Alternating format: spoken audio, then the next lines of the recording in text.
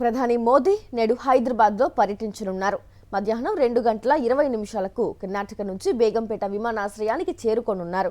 మధ్యాహ్నం 3 నుంచి 3:30 మధ్య హెచ్ఐసిసిలో 9,400 కోట్ల పనులకు శంకుస్థాపనలు, ప్రారంభోత్సవాలు చేయనున్నారు.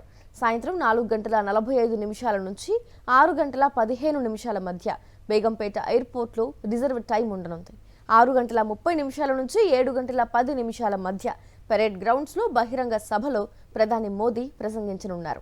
సభ అనంతరం రాత్రి 7:20 బేగంపేట నుంచి గుజరాత్లోని జామ్నగర్కు మోదీ పయనమవుతున్నారు.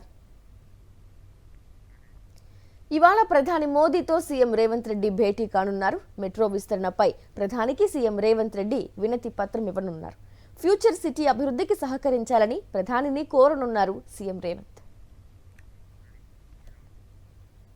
ఇవాళ ప్రధాని మోదీతో సీఎం రేవంత్ రెడ్డి భేటీ కానున్నారు. మెట్రో విస్తరణపై ప్రధానికి సీఎం రేవంత్ రెడ్డి వినతి పత్రం ఇవ్వనున్నారు.